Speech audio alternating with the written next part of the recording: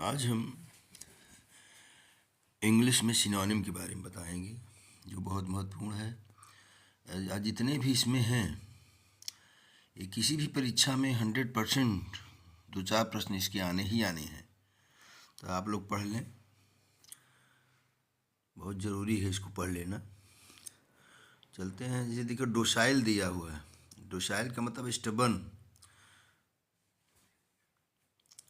अब लेटेंट है। लेटेंट का मतलब गुप्तस्मा होती है, कंसील्ड छुपा हुआ। आगे है इरोटिक। इरोटिक का मतलब अमरस, प्रेम भरा हुआ, प्रेम रस भरा हुआ।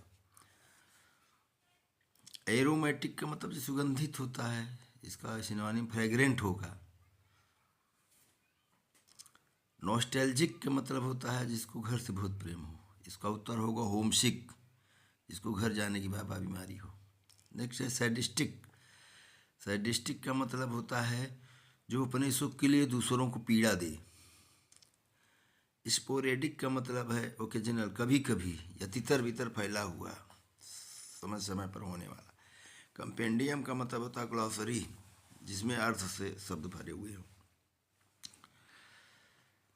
फियास्को ये बहुत परीक्षाओं में आता है। इसका मतलब है फेल्योर, असफलता, पूर्ण असफलता, फियास्को का मतलब। अगर विराइल, विराइल का मतलब होता है मैनली। एमेलियोरेट, एमेलियोरेट का मतलब होता है इम्प्रूव, शुद्ध करना, सुधार करना।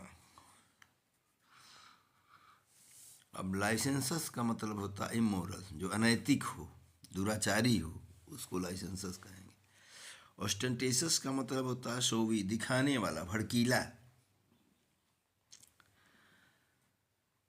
Paramount, above others in rank of authority, यानी अधिकार में सबसे ऊपर, पैरामाउंट उसको कहते हैं।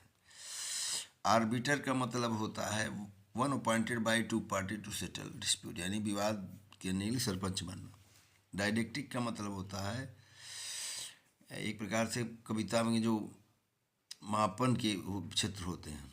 टू डी फोर्स का मतलब होता है फीट ऑफ स्किल, गुण। मिलेंजे का मतलब होता है मिक्सचर ऑफ मेडली,